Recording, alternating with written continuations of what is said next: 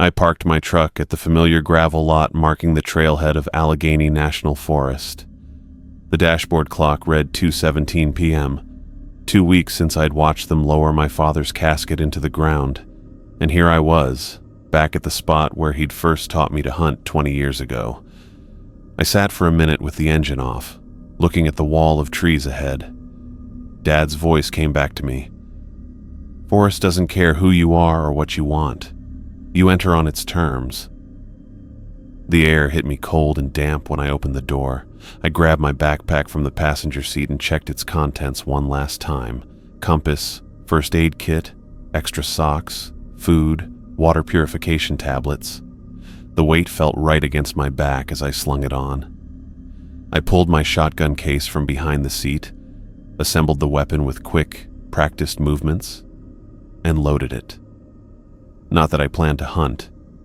This trip wasn't about bringing anything back. The forest entrance looked smaller than I remembered. A wooden sign, weather-beaten and faded, displayed a map of the trails that wound through Allegheny's 500,000 acres. I found our old route without needing to look. Red and gold leaves covered the path, making each step sound like I was walking on cornflakes. The familiar smell of autumn decay filled my nose. Wet leaves, fungus, and the sweet sour scent of things returning to soil. Always step heel to toe, Dad had taught me. Less noise that way. I found myself following his instruction without thinking, placing each foot with deliberate care. The forest grew denser as I walked, hardwoods giving way to taller pines that blocked more of the sky. Squirrels darted up trunks at my approach. A hawk called somewhere above the canopy. My watch showed I'd been walking almost 2 hours when I reached the bend in Kinzua Creek that marked our old camping spot. The clearing looked smaller than in my memories, but the flat area near the water remained perfect for a tent. I dropped my pack and leaned my shotgun against a nearby tree. Dad's rules. Always keep your weapon visible and within reach, but never where you might trip over it. Setting up camp came back to me like muscle memory. I pitched the tent facing east. "So the morning sun wakes you," Dad always said. I gathered stones from the creek bed to make a fire circle, arranging them in the exact same spot we'd used for years. With camp established, I collected deadfall for firewood, staying within sight of the clearing. Another rule: know where your camp is at all times. People who got lost in Allegheny usually made the mistake of wandering too far from their base. As the afternoon light softened, I built a small fire. Nothing big, just enough to boil water for coffee and provide some light as evening approached. From my pack, I pulled out the worn leather book I'd found in Dad's desk after the funeral. His hunting journal. 50 years of observations, all written in his tight, precise handwriting. Pages of deer migration patterns, turkey sightings, weather conditions, notes on which berries grew where and when, sketches of animal tracks with measurements beside them. I flipped through, landing on an entry from exactly 10 years ago, when we'd camped in this very spot. October 17th, Michael shot his first 8-point buck today. Clean kill, 1 shot. Proud of him. Just like Dad, sparse with words but precise with details. What he didn't write was how he'd hugged me after, the only time I could remember him doing that on a hunting trip. The light had grown dim enough that I needed to move closer to the fire to read. I dug deeper in my pack and brought out a metal flask and 2 tin cups. The ritual felt important somehow.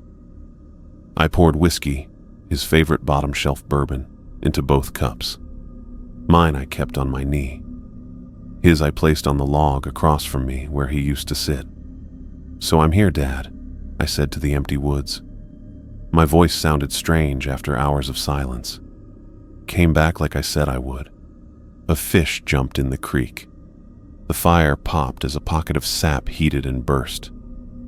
The doctor said your heart just gave out, clean and simple. But you never had heart problems a day in your life. I took a sip, felt the burn down my throat. I keep thinking about our last conversation, that argument about selling the cabin.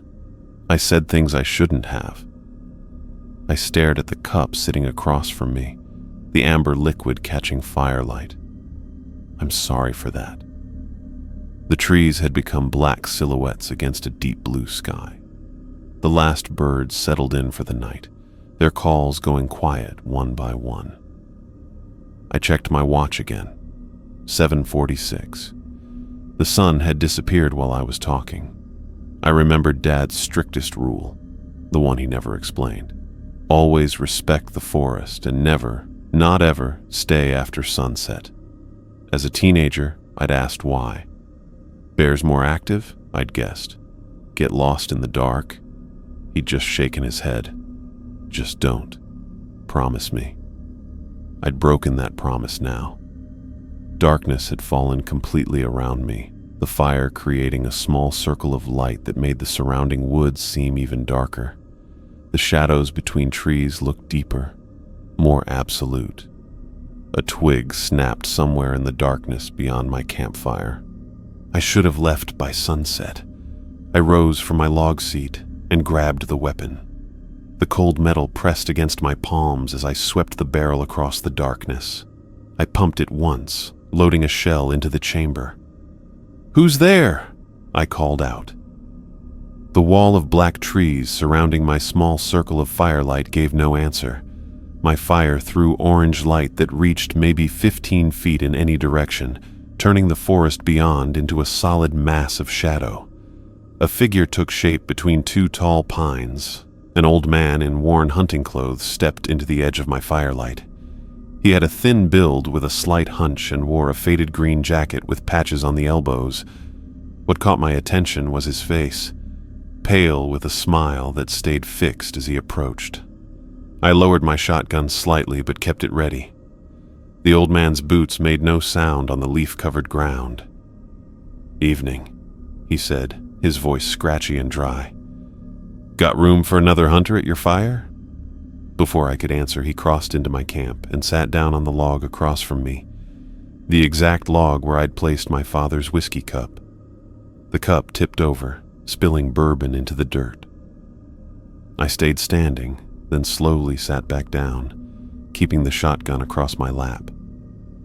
"Don't get many visitors out here," I said. The old man stared at me without adjusting his position. Most people fidget when they sit, cross their legs, brush away insects, lean forward or back. This man just watched me with unblinking eyes, that same empty smile never changing. "John's boy, aren't you?" he asked suddenly. A jolt ran through me. I hadn't told anyone I was John Thompson's son. I hadn't spoken to a single person since arriving at the trailhead. "How do you know my father?" I asked, my fingers finding their place around the shotgun's grip. The old man's smile widened a fraction. "Name's Jack Wilson." He made no move to shake hands. "Your father and I go way back. Used to run into John all the time in these parts." I watched him carefully. "You hunted together?" "Not together, but we crossed paths often enough. John Thompson was quite the woodsman." I nodded cautiously, waiting to see where this was going. "October of '98, Jack said, his gaze locked on my face. "That was when he tracked that massive 12-point buck for 3 days straight through the North Ridge. Followed it through that heavy snowstorm. Found it drinking at the hidden spring near Johnson's old cabin site." My mouth went dry. That hunting trip was something Dad had only told me about during our private fireside talks. The North Ridge was restricted. He'd made me promise never to tell anyone he'd hunted there. "And that time in 2003, Jack continued, when he fell through the ice on Martin's Pond and had to walk 2 miles back to camp in freezing clothes. I tried to keep my face neutral. Another private story. One Dad had told me to teach me about wilderness survival. Not something he would have shared with a casual acquaintance." The wind shifted, blowing smoke from the fire toward Jack. The smoke seemed to curl around him in an unusual way, as if reluctant to touch him. "You two must have been close," I said, studying him. Jack shrugged. "We understood each other. both men of the forest. He reached toward the fire with unnaturally long fingers, the skin stretched tight across his knuckles. "How is your father these days? Still stubborn as a mule about his hunting spots?" His question carried an odd eagerness. His eyes stayed fixed on mine, wider than they should be, waiting for my answer. "My father passed away 2 weeks ago," I said. Jack went completely still.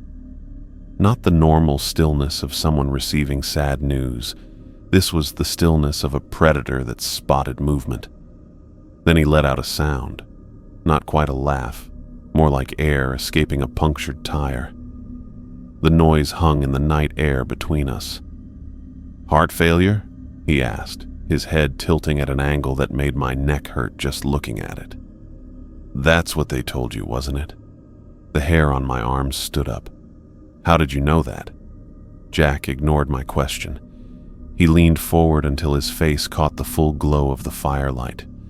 His eyes reflected the flames like polished metal, too bright, too yellow for human eyes. "Your father saw things in these woods," Jack said, his voice dropping to just above a whisper. "Things he shouldn't have." I fought the urge to stand up and back away. "What things?" "These forests hold secrets, Michael." I hadn't told him my name either. Ancient things that have lived here long before the first settlers arrived. As he spoke, I noticed how his skin seemed to sit on his face. Not quite right, like it was a mask that had slipped slightly. The flesh around his jawline hung with an unusual looseness. "Did he ever tell you why you should leave by sunset?" Jack asked. He leaned closer still, and I caught an odd smell, not body odor or bad breath, but something chemical, like formaldehyde or old leather left in the rain. "No," I answered truthfully. He never explained that rule. My hand moved slowly from my lap toward my shotgun's trigger. Jack's eyes, those wrong, reflective eyes, tracked the movement, though I hadn't looked down at it myself. His smile widened to reveal yellowed teeth with unusual gaps between them.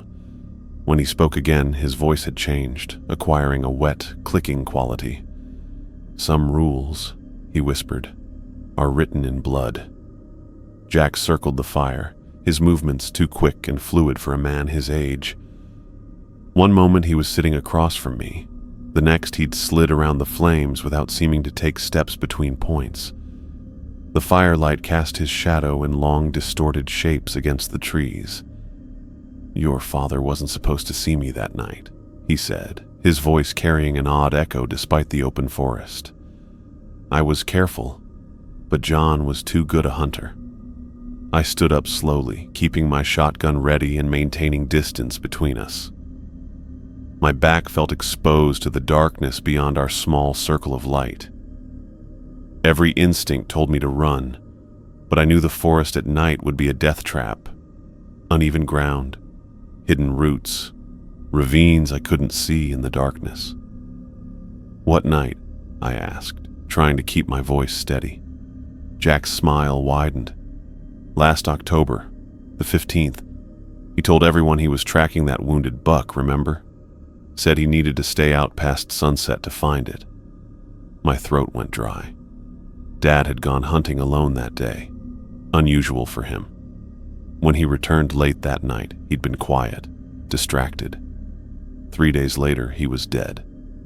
"He wasn't tracking any deer," Jack continued, moving again with that unnatural quickness, appearing at a different spot by the fire. "He was tracking me. He'd noticed patterns in the disappearances, figured out my hunting grounds." "Disappearances?" I kept my eyes locked on him, finger resting near the trigger. "People go missing in these woods all the time, Michael. Hikers, campers, hunters. Most are written off as accidents, exposure, animal attacks." Jack's eyes reflected the firelight like mirrors. "Your father was connecting dots no one else could see." I took another step back, trying to keep the fire between us. "What happened to my father?" Jack tilted his head at that impossible angle again. I visited him at home, he said, his voice dropping to a whisper. In his bedroom while he slept. I touched his heart. He made a squeezing motion with his hand, fingers curling into a claw. He never woke up. I raised my shotgun fully now, aiming at his chest. You're saying you killed my father? Jack didn't react to the weapon. He continued talking as if we were having a normal conversation. I've lived in these woods for centuries, Michael. Before there were towns, before there were roads, I was here when the first settlers arrived. He took another step toward me. Humans never truly see what exists around them. They look but don't observe. They hear but don't listen. Stay back, I warned, but he kept moving. Your father opened his eyes, Jack said. Now it's your turn. As he spoke, something happened to his face. The skin around his cheeks began to ripple, like water disturbed by a stone. His features shifted subtly, not the normal movement of facial muscles, but something underneath pushing outward. I backed away, nearly tripping over a root. What the hell are you? Jack's face stretched like softening wax, the skin pulling away from the bone structure beneath. His smile widened beyond what a human jaw should allow. The firelight caught something glistening and dark moving beneath the surface of his skin. I am what I need to be, he said, his voice changing, becoming deeper and wet-sounding. I take what I require. His neck elongated slightly, the skin there becoming loose and baggy. His hands, hanging at his sides, began to change too, fingers lengthening, joints bending at unnatural angles. The realization hit me with sickening clarity. Whatever stood before me wasn't human and never had been.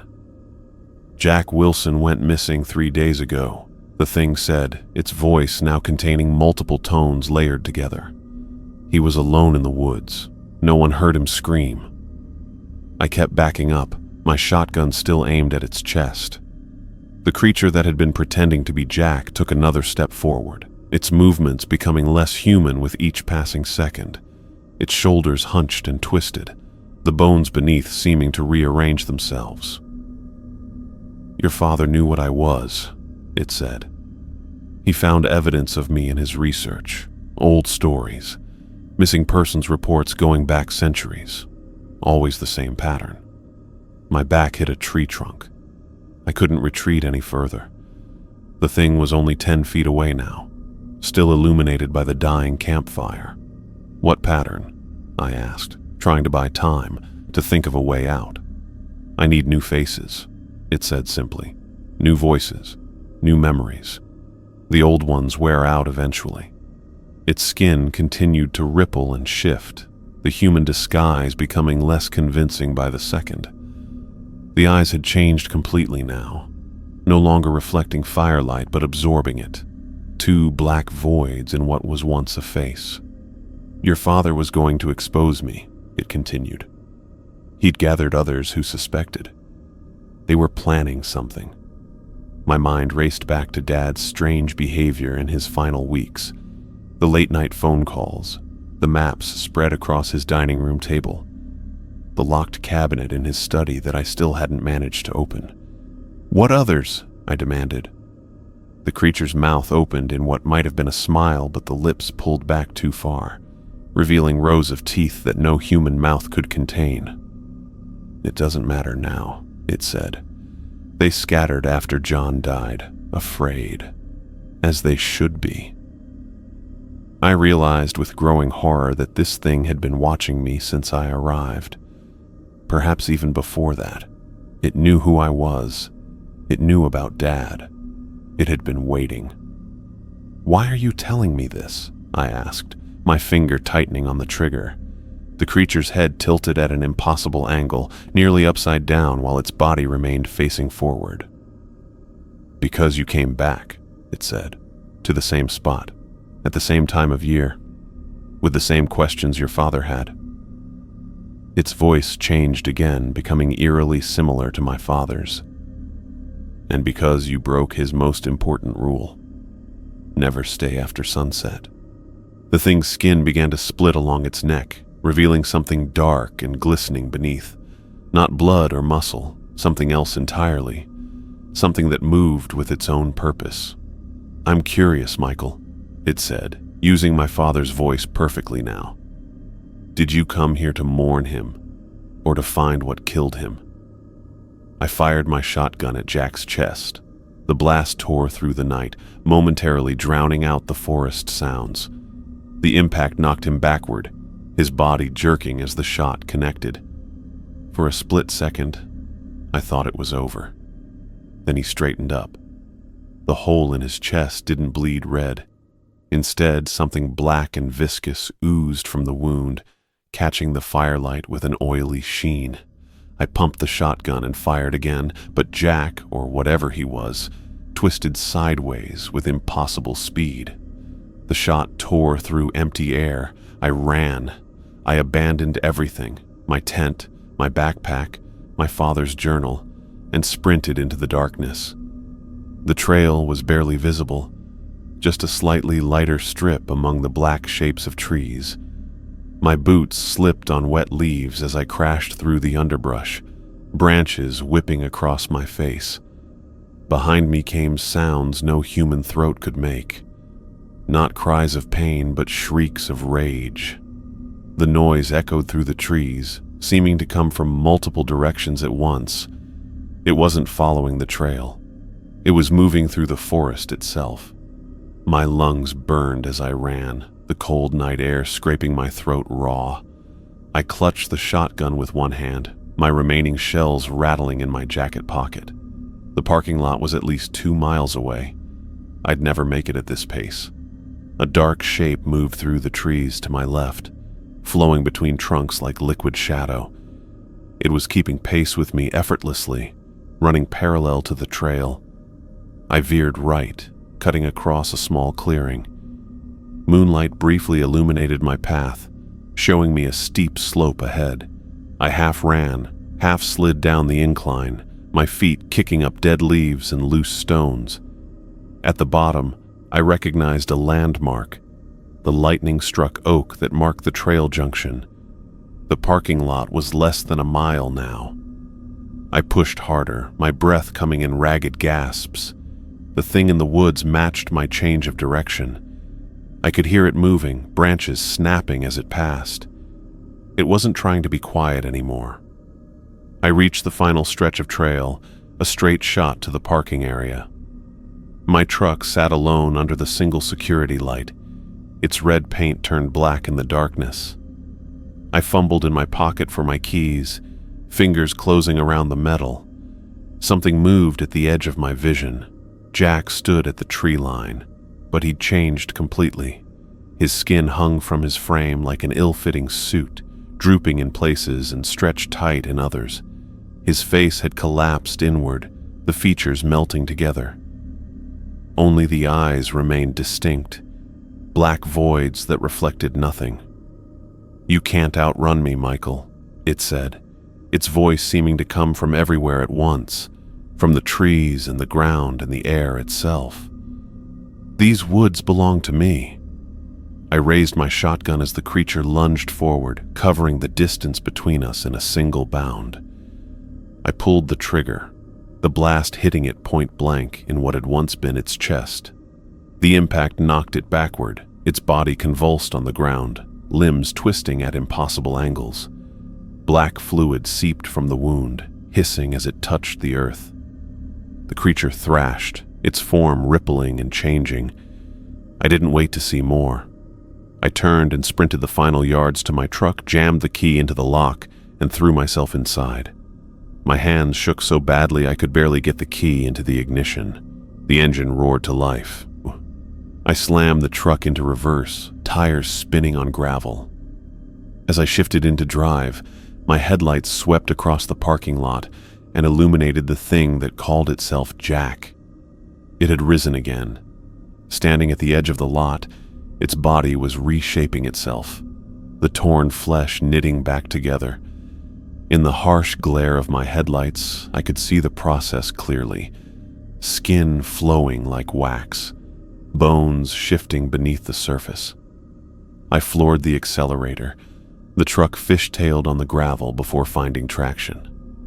I sped down the access road, branches scraping against the sides of my vehicle. In my rearview mirror, I saw the creature watching me leave. Its body twisted and reshaped itself as it receded into darkness. I knew with absolute certainty that this wasn't over. It would follow me. I drove recklessly toward town, taking the curves too fast, the truck skidding on the wet road. My knuckles were white on the steering wheel. Every shadow in my headlights looked like a figure about to step into my path. Every dark patch of forest seemed to hide watching eyes. The image of Jack's face splitting open played on repeat in my mind.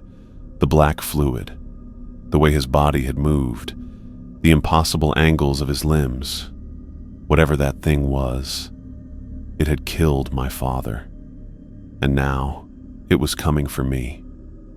I spent the night sitting on the edge of the motel bed, shotgun across my lap, staring at the door. Every creak of the building, every car passing outside made me flinch. I'd pushed the dresser in front of the window and wedged a chair under the doorknob. The room's yellow light cast sickly shadows across the faded carpet. Sleep wasn't an option, not after what I'd seen, not knowing that thing was out there. The night crawled by. I checked my watch every few minutes, willing the sun to rise. Around 3 a.m., I heard scratching outside my door, light, almost tentative. I raised the shotgun, finger hovering near the trigger, but the sound stopped. Maybe just another guest returning late. Maybe something worse. When the first gray light of dawn finally filtered through the thin curtains, my eyes burned from exhaustion. I splashed cold water on my face in the bathroom.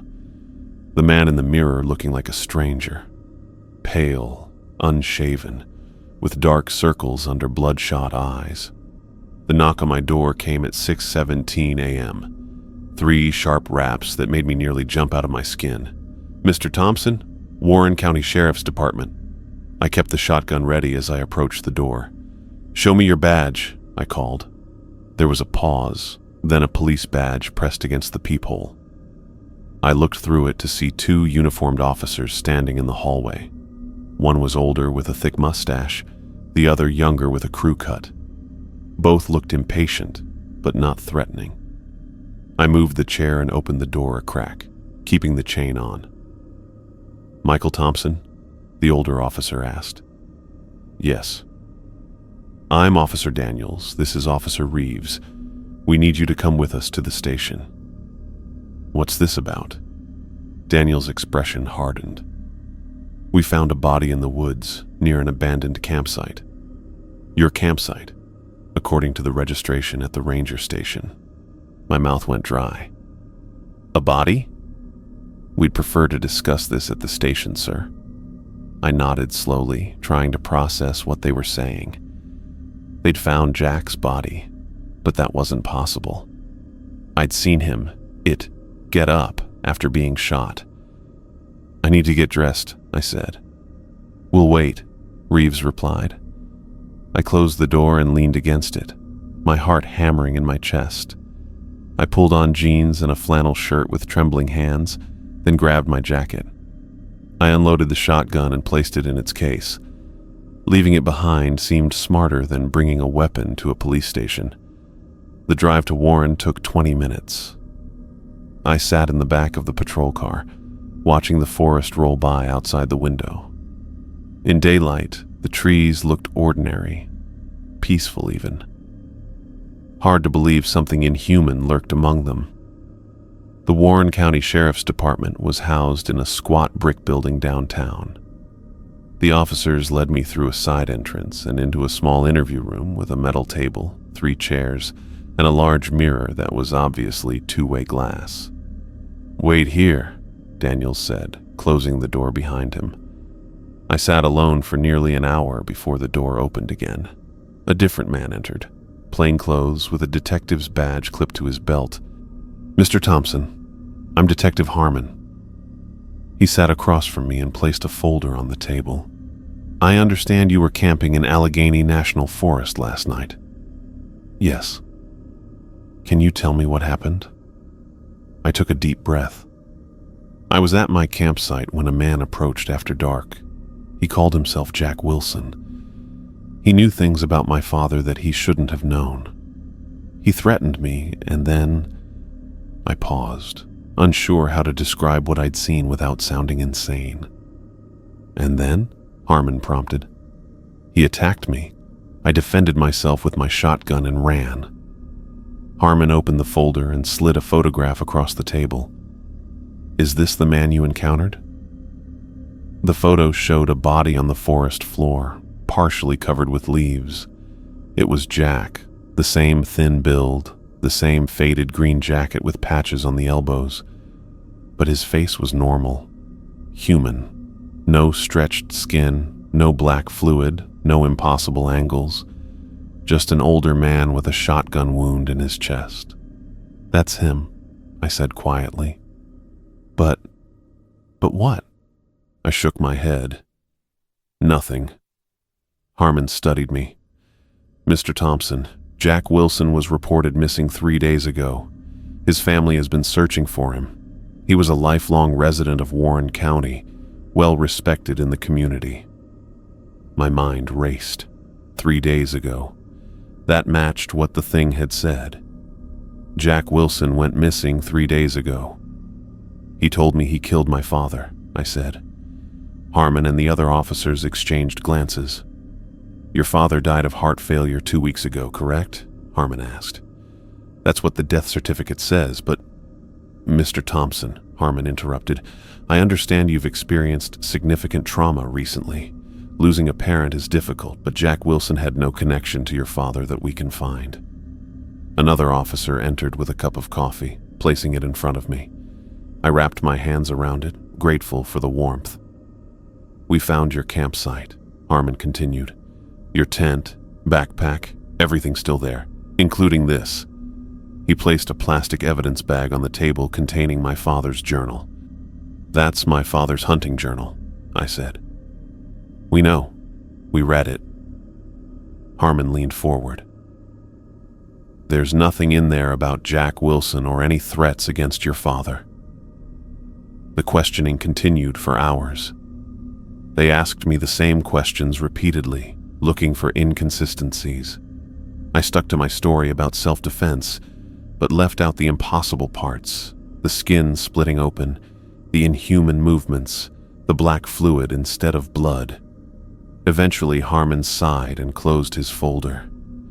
Mr. Thompson, based on the remote location and your consistent statement about feeling threatened, we're not charging you at this time. Relief washed over me. However, he continued, this is still an active investigation. I need you to remain in Warren County until we conclude our inquiry. Don't leave town. We'll need to speak with you again. They released me around noon. I stood on the steps of the police station, squinting in the bright sunlight, feeling hollow and confused. The thing in the woods had been real. I knew what I saw. But the police had found a normal human body. Jack Wilson, local resident, not a monster. I walked to a diner across the street and ordered coffee I didn't drink. My hands wouldn't stop shaking. The waitress gave me concerned looks but didn't ask questions. After paying, I asked for directions to the public library. It was only a few blocks away, a small brick building with wide steps leading to the entrance. Inside, the air smelled of old books and furniture polish. An elderly librarian looked up from her desk as I entered. Can I help you find something? She asked. I'm looking for information about local history, I said, specifically about a man named Jack Wilson. She frowned slightly. Jack Wilson? Poor man. They just found his body this morning, you know. Terrible business. Did you know him? Not well. He kept to himself mostly. Came in sometimes for books on local history and wildlife. She pointed to a section of shelves. Local history's over there. Newspapers are on microfilm in the back room if you want to look through archives. I thanked her and headed to the indicated shelves. For the next few hours, I pored through books on Warren County history, looking for any mention of Jack Wilson or similar disappearances. I found nothing concrete, just vague references to hikers and hunters, occasionally going missing in the vast forest. The microfilm archives yielded nothing either. If Jack Wilson had any connection to the creature I'd encountered, it wasn't documented in public records. As afternoon turned to evening, I sat at a reading table surrounded by open books, no closer to answers than when I'd started. The library had emptied out, leaving me alone with the elderly librarian who kept glancing at the clock, clearly ready to close. I gathered my notes and returned the books to their shelves. As I placed the last volume back, the hair on the back of my neck stood up. Someone was watching me. I turned quickly, scanning the empty library, but saw no one. The feeling persisted as I left the building and walked back toward my motel. On the street, I caught glimpses of people watching me from storefronts or car windows. When I turned to look directly at them, they'd look away or continue about their business, but the sensation of being observed never faded. At a crosswalk, I noticed a woman across the street staring at me intently. When our eyes met, she didn't look away. There was something familiar about her gaze, too fixed, too unblinking. My heart rate spiked. Before I could react, a passing truck blocked my view. When it passed, she was gone. Back at the motel, I locked and chained the door, then dragged the dresser in front of it again. I checked the bathroom, the closet, under the bed, anywhere something could hide. Finding nothing, I sat on the edge of the bed with my reassembled shotgun across my lap. The police had found Jack Wilson's body, a normal human body, but I knew what I'd seen in those woods wasn't human. And now, everywhere I went in this town, I felt invisible eyes tracking my movements. 3 days passed in a blur of coffee, sleepless nights, and growing paranoia. I'd barely left my motel room except to visit the library and grab takeout from the diner across the street. Each time I stepped outside, the feeling of being watched intensified. Ordinary people on the sidewalk seemed to stare a moment too long. Cars slowed as they passed me. At night, I heard scratching sounds outside my door that stopped whenever I approached. The shotgun stayed loaded beside me at all times. On the morning of the 4th day, I decided to visit the Warren County Historical Society. If the thing in the woods had been here for generations, as it claimed, there might be records. Patterns I could trace, just as my father had done. The Historical Society occupied an old Victorian house on Maple Street, its white paint peeling around the edges. A small brass plaque beside the door announced limited hours. Tuesday through Thursday, 10 a.m. to 3 p.m. I arrived just as they opened. Inside, the house had been converted into a makeshift museum and archive. Glass cases displayed artifacts from the county's logging and oil boom days. Black and white photographs of stern-faced settlers lined the walls. A gray-haired woman looked up from a desk in what had once been the home's dining room. "Can I help you?" she asked, adjusting her reading glasses. "I'm researching local history," I said, "specifically disappearances in the Allegheny forest." Her smile faltered slightly. "That's an unusual request. Most visitors want to know about the oil industry or the lumber barons." "It's for a book I'm writing," I lied, "about wilderness survival and cautionary tales." She seemed satisfied with this explanation and led me to a small room at the back of the house. Metal filing cabinets lined the walls, and a microfilm reader sat on a desk in the corner. "Newspaper archives are on microfilm," she explained. "Missing persons reports would be in the local papers. We also have some police records that have been donated over the years." She pulled open a drawer. "What time period are you interested in?" "As far back as you have," I said. She raised an eyebrow but didn't comment. "I'll leave you to it then. Let me know if you need anything." For hours I scrolled through microfilm, taking notes on yellow legal pad. Most disappearances had simple explanations. Hikers unprepared for weather changes, hunters who got lost, accidents. But patterns began to emerge. Clusters of missing persons every few decades. Cases that were never solved. Around noon I found it. A yellowed newspaper from 1954 with the headline, "Local Man Missing in Allegheny Forest." The article described the disappearance of Jack Wilson, 42, a logger who had gone hunting and never returned. A search party found his camp abandoned, with no signs of struggle or animal attack. The article included a photograph. It wasn't the Jack Wilson I'd met in the woods. This man was broader, with a round face and dark hair. Nothing like the thin, pale figure who had sat across from my campfire. But the name was the same. I kept digging. In records from 1967, I found mention of a Jack Wilson who worked briefly at a gas station on the edge of town before disappearing without collecting his final paycheck. No photograph this time. In 1982, another Jack Wilson appeared in a police report. A drifter questioned about a break-in, but released without charges. The officer noted that Wilson spoke oddly and seemed unfamiliar with basic questions about his background. Each time, the description was different. Each time, the man vanished after a brief appearance in town. By late afternoon, my eyes burned from staring at microfilm, but I'd filled pages with notes. The pattern was undeniable.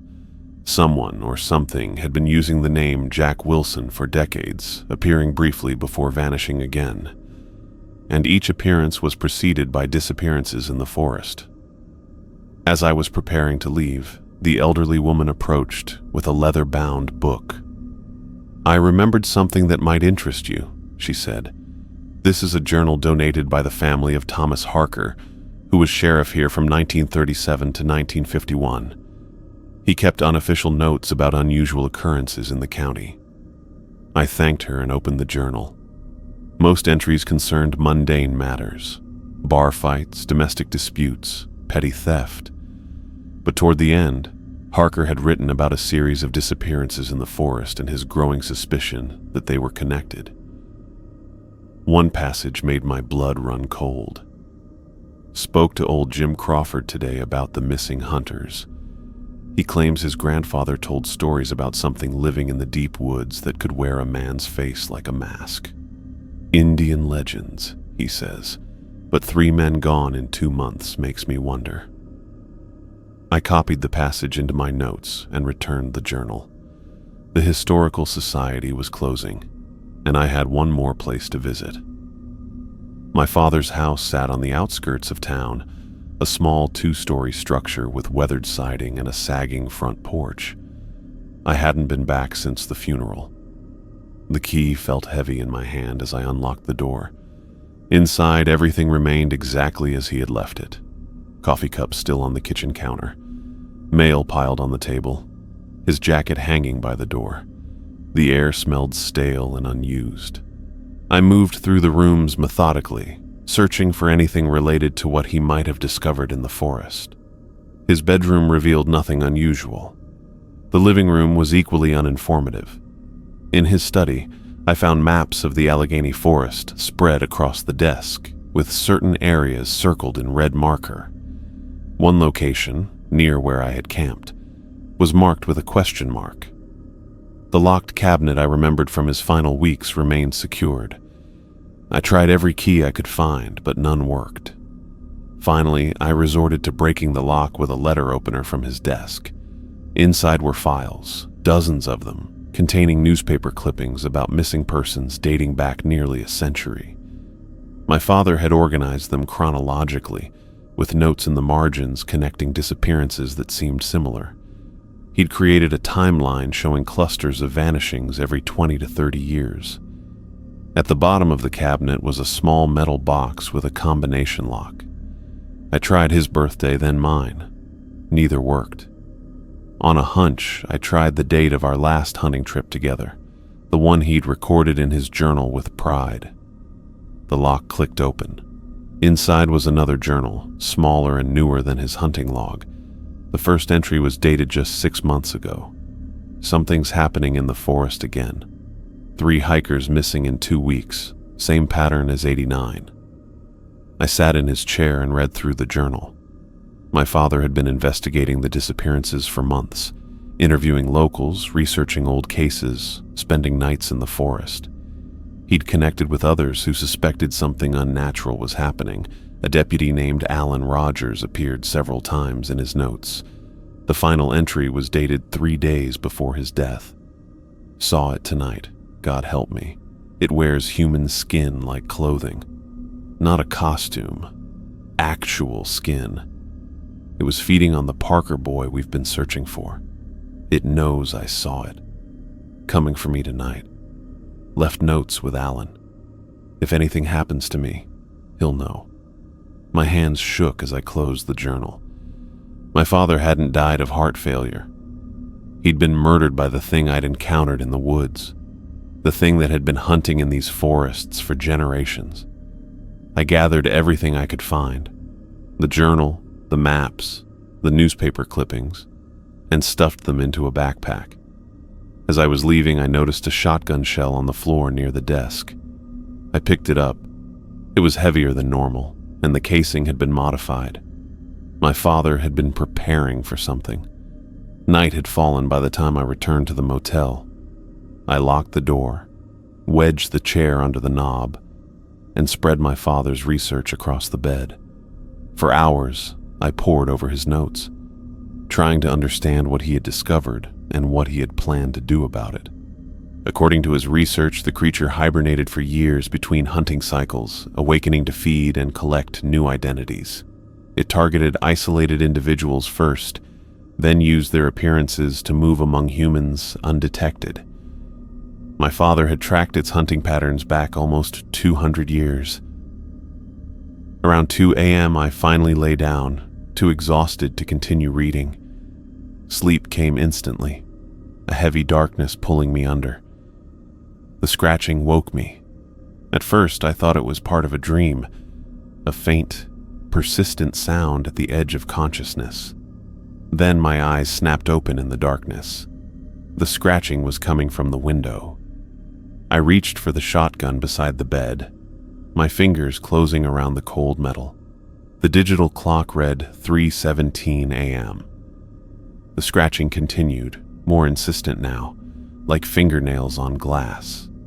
Slowly, I rose from the bed and moved toward the window. The curtains were drawn, but a thin gap remained at the edge. I positioned myself to the side and peered through the narrow opening. A face pressed against the glass. Not Jack Wilson this time. This was a young woman with long dark hair, the same woman I'd seen watching me from across the street days earlier. But her eyes were wrong. Black voids that reflected nothing, not even the neon light from the motel sign. Her mouth moved, forming words I couldn't hear through the glass. Her breath fogged the window, expanding and contracting with each word. I realized with horror that she was saying my name. The glass began to crack where her fingers pressed against it, small fractures spreading like spider webs across the surface. Her skin rippled, the features shifting subtly as I watched. I raised the shotgun, aiming at the window as the cracks grew larger. The woman's face split into a smile too wide for her face, revealing rows of teeth no human mouth could contain. The window began to shatter. I crashed through the motel's back exit, my backpack full of my father's research slung over one shoulder and the shotgun gripped in my sweaty hand. The night air hit my lungs like ice water as I sprinted across the parking lot toward my truck. My hands shook so badly I dropped the keys twice before managing to jam them into the ignition. The engine roared to life, and I peeled out of the lot, tires squealing on the asphalt. In the rearview mirror, I caught a glimpse of the woman, or the thing wearing her face, emerging from my room. Even from a distance, I could see her movements were all wrong, her limbs bending at angles that made my stomach turn. I drove without thinking, muscle memory guiding me through the empty streets of Warren. The digital clock on my dashboard read 3:23 a.m. The town slept, unaware of the horror walking among them. The sheriff's station appeared ahead, its windows glowing with fluorescent light. I pulled into the empty parking lot and sat for a moment, trying to steady my breathing. The station seemed quiet. Too quiet for a place that should have at least a night dispatcher and a couple of deputies on duty. I grabbed my shotgun and my father's journal, leaving the rest of the research in the truck. The front door of the station was unlocked. I pushed it open slowly, the familiar smell of coffee and industrial cleaner washing over me. "Hello," I called out. My voice echoed through the empty reception area. No response. I moved deeper into the station, past the front desk where a coffee mug sat half full but cold. A radio crackled with static, but no one was there to answer it. The hair on the back of my neck stood up. Something was wrong. A noise from the back office made me raise my shotgun. I approached carefully, using the techniques my father had taught me for moving silently. The door was ajar, a strip of light spilling into the hallway. I nudged it open with the barrel of my shotgun. Deputy Alan Rogers sat at a desk, his face illuminated by the glow of a computer screen. He looked up as I entered, showing no surprise at my appearance or the weapon pointed at him. "Michael Thompson," he said, his voice calm. "I've been expecting you." I kept the shotgun trained on him. After what I'd seen, I couldn't trust anyone. "Where is everyone?" Night shift responded to a multi-car pileup on Route 6. I stayed behind. He nodded at my shotgun. "You won't need that with me." "How do I know you're really Deputy Rogers?" A sad smile crossed his face. "Because I knew your father, and I know what you saw in those woods." My grip on the shotgun tightened. "What do you know about that?" "Your father came to me too, about a year ago, just like you're doing now." Alan leaned back in his chair. He had that same look in his eyes, like a man who's seen something he can't explain. I lowered the shotgun slightly but kept it ready. "There's something in the forest. Something that can look like people." Alan nodded. "I know. It killed my father." "Yes." The simple confirmation hit me like a physical blow. I'd suspected it, had seen the evidence in my father's journal, but hearing it confirmed made my knees weak. I sank into a chair across from Alan's desk. "It's in town now," I said. "It came to my motel room wearing a woman's face." Alan didn't seem surprised. He reached down and unlocked a drawer in his desk, pulling out a thick manila folder that looked decades old, its edges frayed and yellowed. "Your father wasn't the first to discover it," he said, placing the folder on the desk between us. "And you won't be the last." I opened the folder. Inside were dozens of reports, some typed, some handwritten, dating back to the 1930s. Each described encounters with something inhuman in the Allegheny forest, something that could take on the appearance of its victims. "What is this?" I asked, flipping through the pages. "A record, kept by a small group of us over generations." Alan tapped the folder. "My grandfather started it, then my father, now me. I found a report from 1957 describing a hunter who claimed his hunting partner had changed before his eyes. Another from 1983 detailed the disappearance of 3 hikers whose campsite was found intact, with no signs of struggle or animal attack. We call it the Skinwalker, Alan said, though that's not quite right. The Seneca had their own name for it long before white settlers arrived. How does it work? The changing? Alan shook his head. We don't know everything. It hibernates for years between hunting cycles. When it wakes, it feeds and collects new identities. It starts with isolated individuals, hunters, hikers, people who won't be missed right away. Then it uses their appearances to move among us. I thought of Jack Wilson, the real one, whose body had been found in the woods. It told me it had lived here for centuries. That matches our records. The earliest accounts we have are from the 1790s, when the first permanent settlements were established here. Alan pulled out another file. But the Seneca legends go back much further. Why hasn't anyone stopped it? We've tried. It's not easy to kill something that can look like anyone. And it's careful. It targets those who discover its existence first. Alan's eyes met mine. Like your father, I swallowed hard. He joined your group? Alan nodded. John spotted it by accident last October while tracking a buck. He saw it feeding. Most people who see that don't live to tell about it, but your father was different. He made it back to town and started asking questions. Eventually, those questions led him to me. And you told him everything. I did. He joined us. There were 5 of us then. Me, your father, Bill Harmon, Sarah Keller, and Tom Jenkins. We tracked the creature, gathered evidence, tried to find its weakness. What happened to the others? Alan's face darkened. After your father died, they scattered, got scared. Can't say I blame them. I pulled out my father's journal and placed it on the desk. He wrote that he saw it 3 days before he died, said it was coming for him that night. Alan picked up the journal, his fingers tracing my father's handwriting. He called me that night, said he'd figured something out, something important. We were supposed to meet the next morning, but he never showed. The thing that killed him. It told me it touched his heart, made it stop. Alan nodded grimly. The official cause of death was heart failure. No marks, no signs of struggle. The perfect murder. Why didn't you tell me this at the funeral? Would you have believed me? Alan asked, without seeing it yourself. He had a point. If someone had told me this story 2 weeks ago, I'd have thought they were insane. Your father left notes with me, Alan continued. Things he discovered that might help us fight it. He pulled out several pages of my father's familiar handwriting from another folder. The creature can change appearance, but it can't fully imitate human behavior. That's why it isolates its victims.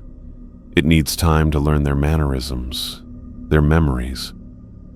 I remembered how Jack had sat unnaturally still at my campfire, how his smile never reached his eyes. It can't cross running water in its true form, Alan continued. That's why it takes human shapes to move around, and it fears fire. Fire damages it in ways other weapons can't. I shot it, I said. Twice it got back up. Conventional weapons can hurt it, slow it down, but they can't kill it. Alan turned to the last page. Your father believed it could be killed, but only by destroying its original body.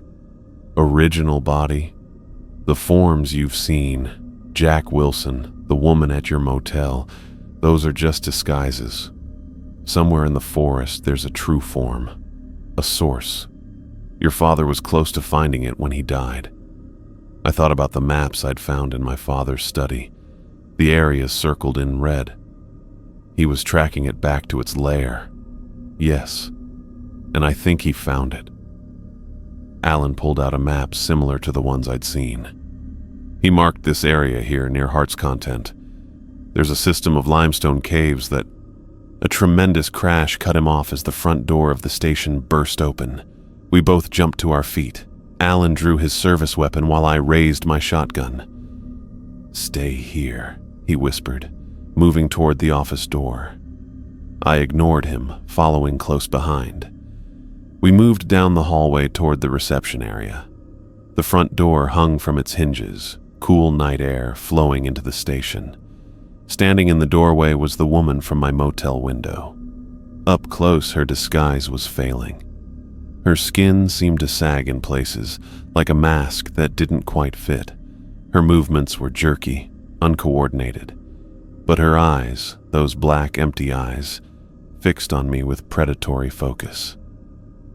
Michael Thompson, she said, her voice a wet, clicking sound that barely resembled human speech.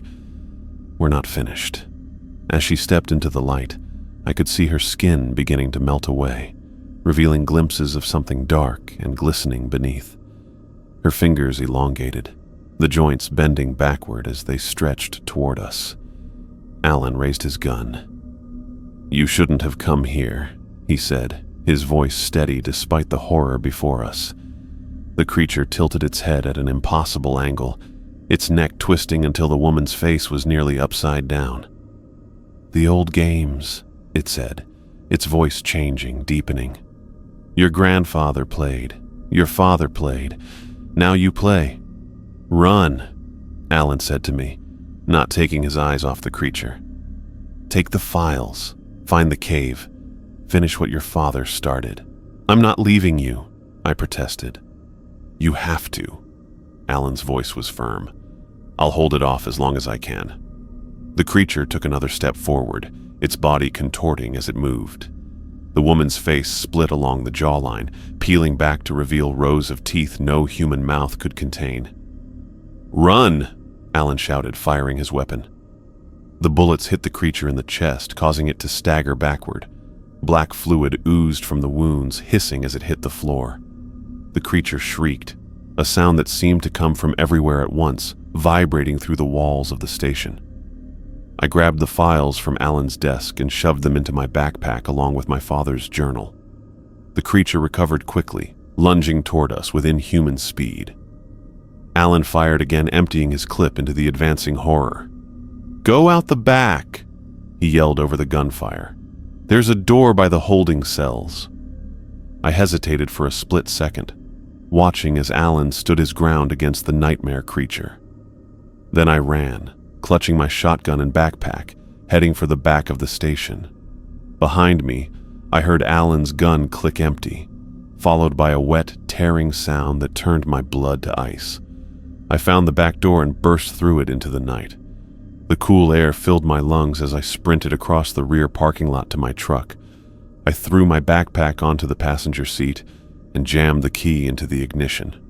As the engine roared to life, I looked back at the station. Through the windows, I could see flashes of movement. Violent, unnatural movement. Alan was buying me time, but I knew he wouldn't survive. I pulled out of the lot, tires squealing. In my rearview mirror, I saw the back door of the station fly open. The creature emerged, but it no longer resembled the woman. Its form was shifting, melting, becoming something else entirely. I floored the accelerator, the truck fishtailing before finding traction. I had to find the cave my father had discovered. I had to finish what he started, and I had to do it before the creature caught up with me. As I drove through the sleeping town toward the forest, I knew with grim certainty that Alan Rogers had just sacrificed himself to give me a chance. I couldn't waste it. I drove through the darkness toward Allegheny Forest, my father's map spread across the passenger seat, illuminated by the dome light. The digital clock on my dashboard read 4:37 a.m. Dawn was still hours away, but I couldn't wait. My hands gripped the steering wheel so tightly my knuckles turned white. Every shadow on the road made me flinch. Every set of headlights in my rearview mirror sent a spike of adrenaline through my system. I kept checking the back seat, half expecting to see something crouched there, watching me with those empty black eyes. The map led to Hart's Content Recreation Area, a remote section of the forest I'd visited only once with my father years ago. He'd marked a location about 2 miles off the main trail with a red X and the words Limestone Formation, Entrance, scrawled beside it. According to his notes, there was a system of caves there that few people knew about. I pulled off the main highway onto a gravel access road, my truck bouncing over potholes and exposed roots. The headlights cut through the pre-dawn darkness, illuminating trees that seemed to lean toward the road, their branches reaching like grasping fingers. When the road became too narrow to continue, I pulled over and killed the engine. Silence descended, broken only by the ticking of the cooling engine and my own ragged breathing. I checked my watch, 5:22 a.m. First light would come soon, but not soon enough. I grabbed my backpack, now stuffed with Alan's files and my father's research.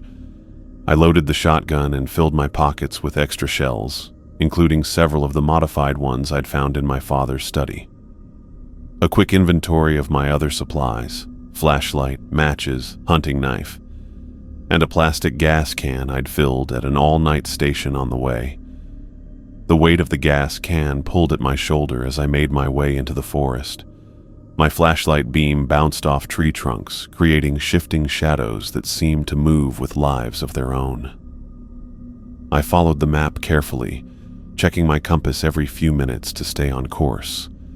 The sky began to lighten almost imperceptibly, the black of night softening to a deep blue. Birds started their morning calls, the sound oddly comforting in the vastness of the forest. I pushed on, my boots crunching on dead leaves and twigs. After nearly an hour of hiking, the terrain changed. The ground sloped upward and limestone outcroppings began to appear among the trees. I checked the map again. This matched my father's description. I was close. The limestone formations grew larger as I continued, jutting from the forest floor like the bones of some ancient beast. Between two tall outcroppings, I spotted it, a dark opening in the rock face, partially hidden by undergrowth, the cave entrance. I stood before it, my flashlight beam swallowed by the darkness within. Cold air flowed from the opening, carrying a musty, organic smell that made my nose wrinkle. This was it, the place my father had found before he died. I took a deep breath and ducked into the entrance. The ceiling was low, forcing me to crouch as I moved forward. The passage widened after about 20 feet, opening into a chamber large enough to stand in. My flashlight revealed walls of smooth limestone, worn by water over countless centuries. As I swept the beam across the walls, I noticed markings, carvings etched into the stone. They weren't natural formations, but deliberate symbols, spirals, stick figures, and what looked like warnings.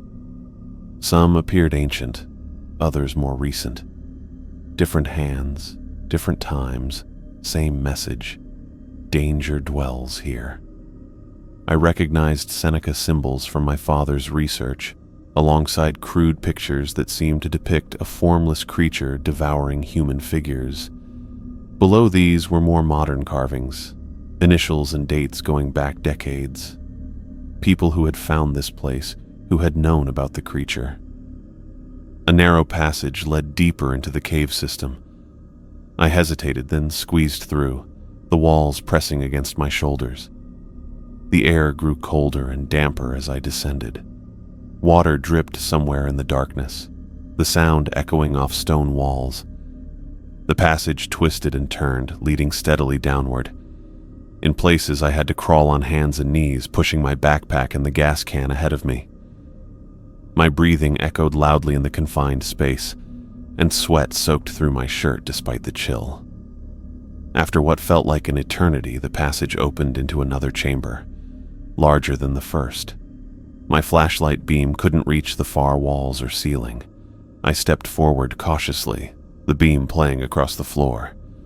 Something crunched under my boot. I aimed the flashlight down and immediately wished I hadn't. Bones, human bones, scattered across the cave floor. Skulls with empty eye sockets stared up at me. Rib cages, femurs, pelvic bones, all picked clean and discarded. Mixed among the bones were personal effects, watches with broken bands, wallets emptied of identification, wedding rings, hiking boots, backpacks torn and mildewed. Decades of victims, their remains collected in this underground graveyard. I forced myself to move forward, stepping carefully between the bones. My flashlight beam caught something else, piles of clothing arranged in neat stacks. Hunting jackets, flannel shirts, jeans, boots, all sorted by type. The creature's wardrobe, I realized with revulsion, identities it had stolen and discarded when they wore out. The beam of my flashlight finally reached the far wall of the chamber, and I froze. There, attached to the limestone like some grotesque growth, was a pulsing, organic mass. It covered nearly 20 feet of the wall, bulging outward in places, receding in others. The surface glistened wetly in my flashlight beam, rippling with slow, deliberate movement. This was it, the creature's original form, the source of all the horror I'd witnessed. I approached slowly, the gas can heavy in my hand. The mass seemed to sense my presence. Its movements became more agitated, the surface rippling faster.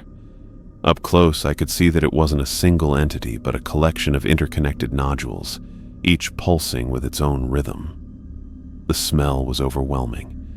A combination of rotting meat, stagnant water, and something chemical I couldn't identify. I pulled my shirt up over my nose, but it did little to block the stench. I set down my backpack and unscrewed the cap of the gas can. As I did, the mass began to quiver more violently. Parts of it expanded, stretching toward me like pseudopods reaching for prey. I stepped back and began pouring gasoline over the pulsing horror. The liquid splashed across its surface, causing it to recoil and then expand again. I emptied the entire can, making sure to cover as much of the mass as possible. The fumes made my eyes water and my head spin in the enclosed space. As I reached for the matches in my pocket, I heard something that made my blood freeze, voices calling my name from the passage behind me. Michael Thompson. Not one voice, but many, overlapping and echoing through the cave system. Men, women, children, all calling for me with the same unnatural cadence. We know you're here, Michael. I recognized some of the voices. Jack Wilson, the woman from the motel, Deputy Alan Rogers. The creature was using every identity it had collected, every voice it had stolen. The mass on the wall pulsed more rapidly now, parts of it breaking free and dropping to the cave floor, where they began to take shape, human shapes. Hands formed from the glistening substance, reaching toward me. Faces began to emerge from formless lumps, their features shifting and melting into one another. I fumbled with the matchbook, my fingers slick with sweat and gasoline. The voices grew louder, closer. Footsteps echoed in the passage, many sets of feet moving with the same rhythm. Your father tried to burn us, Michael. It didn't work. I struck a match. The flame seemed impossibly bright in the darkness of the cave. I held it for a moment, watching as the mass recoiled from the light. You'll join the others, Michael. You'll become part of us. The first figures appeared at the chamber entrance, twisted parodies of human form. Jack Wilson led them, his skin hanging loose on his frame. Behind him came the woman from the motel, then others I didn't recognize, all with the same black, empty eyes. I dropped the match onto the gasoline-soaked mass. The flame caught instantly, spreading across the wall in a sheet of blue-orange fire. The heat hit me like a physical blow, driving me back several steps. The mass began to shriek, not with human voices now, but with a high-pitched keening that seemed to come from everywhere at once. The figures at the entrance convulsed as the fire spread. Their skin bubbled and melted, revealing the darkness beneath. They collapsed to the ground, their limbs twisting at impossible angles as they tried to retreat from the flames. The fire spread quickly, feeding on the organic material. Black smoke filled the chamber, acrid and thick. I pulled my shirt over my mouth and nose, but it did little good. My lungs burned and my eyes streamed with tears. The cave itself seemed to react to the fire. The walls shook, and small stones rained down from the ceiling. The flames climbed higher, consuming the mass that had lived there for centuries. As it burned, images flashed through my mind. Not my memories, but others. Glimpses of lives stolen, identities consumed, centuries of predation. I grabbed my backpack and turned to run, but the passage was blocked by the writhing forms of the creature's extensions. They weren't trying to attack me now. They were trying to escape the fire, to return to their source. But as the original body burned, they lost cohesion, melting into puddles of black ichor. I looked for another way out. On the far side of the chamber, partially hidden behind a limestone column, was another passage. I ran for it, jumping over bones and discarded clothing. Behind me, the fire roared, consuming everything in its path. The new passage was narrow and steep, climbing upward at a sharp angle. I scrambled on all fours, my lungs screaming for clean air. Rocks cut into my palms, but I barely felt the pain. The sounds from the chamber below changed. The shrieks became deeper, more guttural, as if the creature was giving voice to centuries of rage. The passage grew tighter, then suddenly opened up. Fresh air hit my face, and I realized I'd found another way out, a narrow fissure in the limestone that led to the surface. I squeezed through, scraping my shoulders and back on the rough stone. I emerged onto a small ledge on the hillside, gasping for air. The sky had lightened to a pale gray. Dawn had arrived while I was underground. Below me, smoke poured from the cave entrance I'd used earlier, black and thick against the morning sky. The ground shook beneath my feet. A low rumble came from deep within the hill, growing louder by the second. I scrambled away from the fissure just as it collapsed, rocks and dirt filling the opening. The rumbling continued, spreading across the hillside. The entire cave system was collapsing in on itself. I ran downhill, stumbling over rocks and roots, putting as much distance as possible between myself and the cave. Behind me, the ground continued to shake. Trees swayed and cracked. A final, inhuman scream echoed through the forest, so loud it seemed to come from the air itself, then cut off abruptly. Silence fell, broken only by the sound of my ragged breathing and the normal morning calls of birds. I made my way back to my truck in a daze, my mind struggling to process what had happened. My clothes reeked of smoke and gasoline. My hands were cut and bleeding, but I was alive. I drove away from Warren County that morning as the sun cleared the horizon. I didn't stop to collect my things from the motel or to speak to anyone. I just drove, putting miles between myself and Allegheny Forest. I never returned to Warren County. I moved to Seattle, as far from Pennsylvania as I could get while staying in the country. I found work as a carpenter, built a quiet life, tried to forget, but some things can't be forgotten. Years have passed, but I still check the locks twice each night.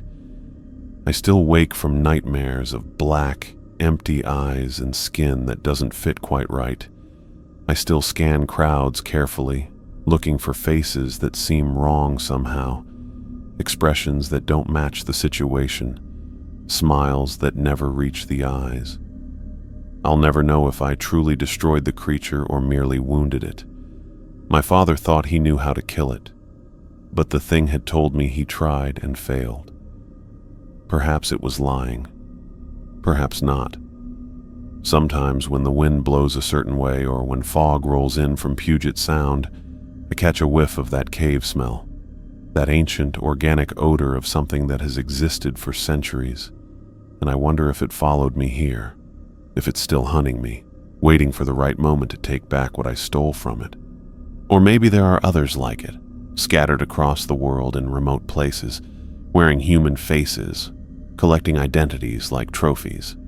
Maybe they've always been here, hiding in plain sight, feeding on us since before we built cities or wrote down our histories. I keep my shotgun loaded. I keep my doors locked. And I watch the faces around me very, very carefully.